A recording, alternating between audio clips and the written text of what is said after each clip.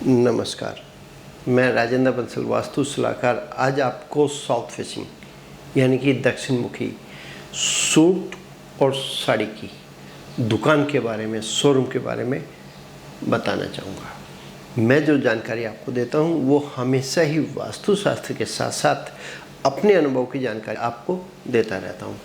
आप अपना नया शोरूम खोलने जा रहे हैं या आपने खोल रखा है और आपका अपना कारोबार अच्छा नहीं चल पा रहा है, तो आप मेरी वीडियो को देखकर अपने यहाँ बदलाव करके अच्छे रिजल्ट प्राप्त कर सकते हैं। आप अपने कारोबार को बढ़िया चला सकते हैं, आपका व्यापार अच्छा चलने लगेगा। क्योंकि जब कोई भी व्यक्ति अपना नया कारोबार शुरू करता है तो शोरूम को तैयार करने में, दुकान को तैयार करने में लाखों रुपया खर्च हो जाता है। इसके बाद माल भरता है तो माल के अंदर भी लाखों रुपया लग जाता है। हर इंसान कहीं ना कहीं से उस पैसे का अरेंजमेंट जरूर करता है, चाहे उसके पास कितना ही पैसा क्यों ना हो, फिर भी उसको या तो बाज़ार से या फिर मार्केट से या बैंक से लोन लेना ही पड़ता है। जब उसका अपना कारोबार व्यापार अच्छा नहीं चल पाता है, कहीं कुछ कमी रह जाती है, कुछ कमी की परिभाषा ये है आपके यहाँ कस्टमर का आगमन नहीं हो पाता, कस्टमर का फुटफॉल नहीं हो पाता है, तब भी आपके अपने खर्चे भी और साथ में इंस्टॉलमेंट भी नहीं निकल पाती है। इसके साथ में आपके यहाँ कस्टमर का फुटफॉल है लेकिन आपके यहाँ कस्टमर लेके नहीं जाता है। उसकी अपनी समझ में आपके यहाँ का आया हुआ माल या तो समझ में नहीं आया, पसंद भी आया तो रेट पसंद नहीं आया, कारण कुछ भी बने, आपके यहाँ कस्टमर आके भी खाली लौट जाता है, तब भी आप नुकसान में चले जाते हैं या फिर आपके यहाँ कस्टमर आता ही नहीं है। ऐसे क्या क्या कारण बनते हैं जिनकी वजह से आपके यहाँ कस्टमर का फुटफॉल नहीं है, या कस्टमर आता है तो आपके यहाँ से माल लेके क्यों नहीं जाता। सबसे पहले आपकी अपनी दुकान का, आपके अपने शोरूम का फर्श लेवल बाहर रोड के फर्श लेवल से हमेशा ही ऊंचा होना चाहिए। इसी के साथ में आपके अपने यहाँ अंदर आने का जो रास्ता होना चाहिए साउथ सेंटर से साउथ ईस्ट की ओर, इस हिस्से से आपको अपनी दुकान के अंदर, शोरूम के अंदर आना है।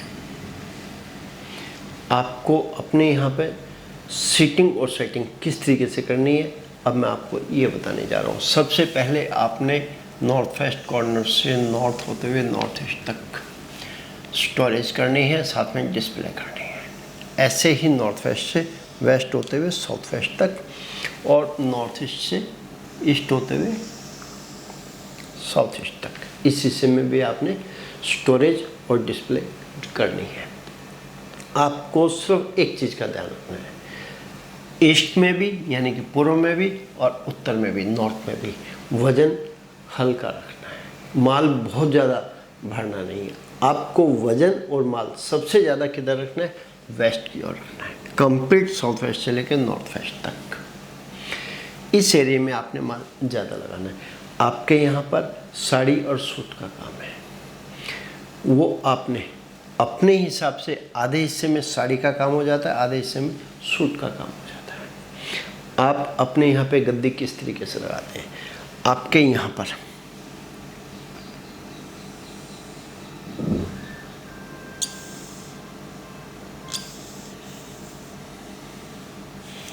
एक गद्दी ये बन जाती है, दूसरी गद्दी आपकी अपनी कंप्लीट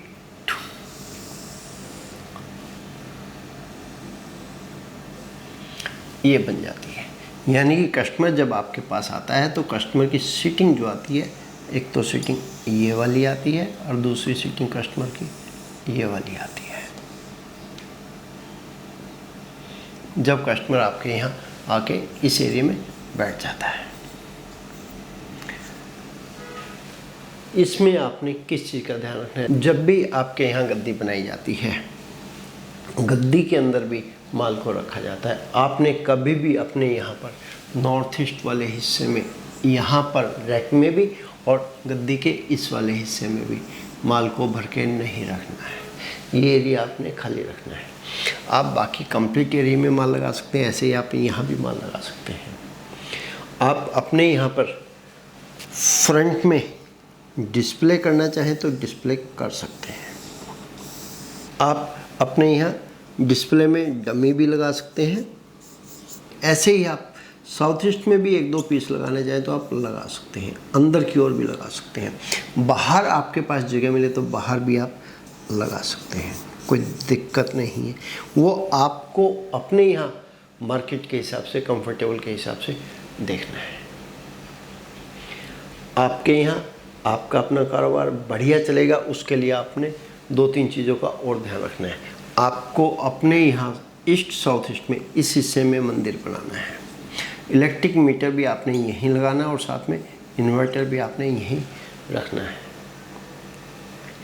इसके साथ में आपको पीने का पानी आपने नॉर्थ ईस्ट के एरिया में इस हिस्से में रखना है। पीने का पानी आप ईस्ट सेंटर के इस वाले हिस्से में भी पीने का पानी आप रख सकते हैं। आपने अपनी दुकान के बाहर वाले हिस्से में, फ्रंट के हिस्से में कभी भी पानी का ना तो छिड़काव करना है ना धुलाई करनी है। आप अपनी दुकान के बाहर फ्रंट में फर्श को स्मूथ कराएंगे, ऊंचा नीचा उबड़ खाबड़ नहीं होना चाहिए, अप एंड डाउन नहीं होना चाहिए।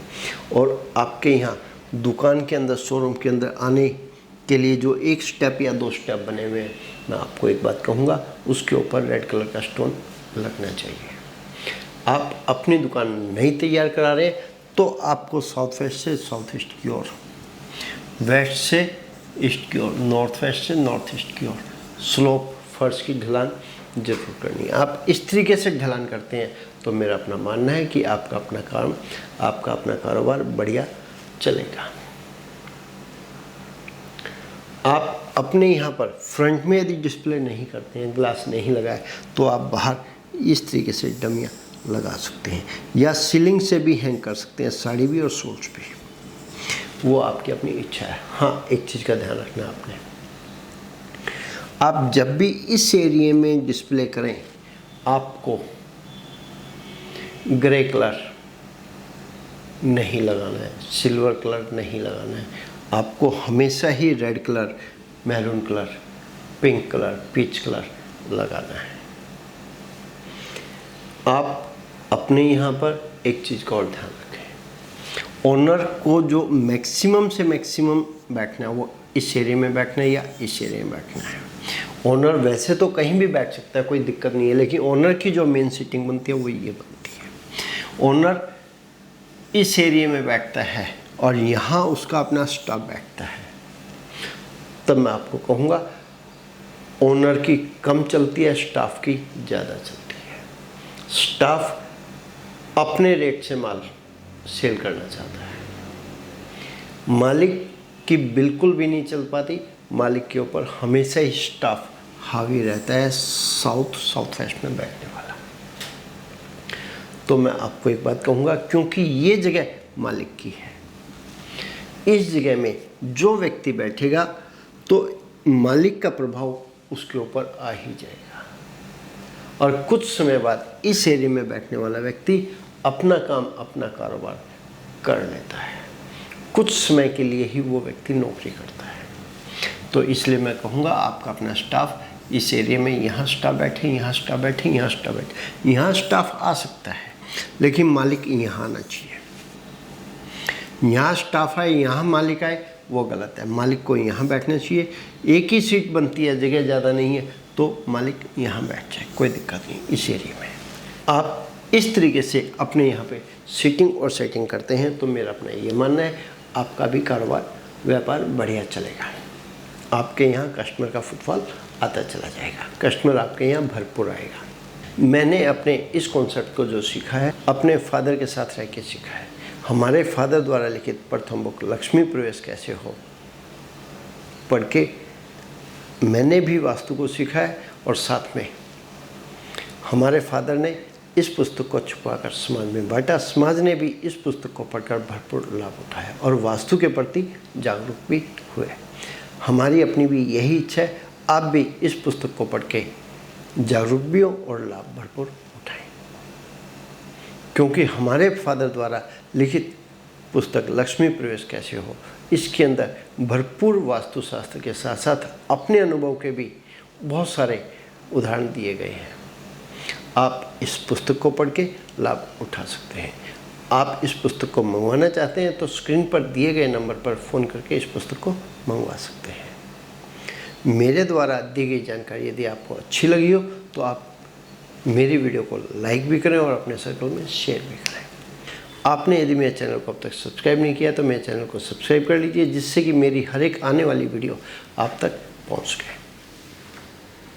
इसी तरह अगले प्रोग्राम में एक बार फिर एक और नए विषय पर चर्चा करेंगे। तब तक के लिए नमस्कार।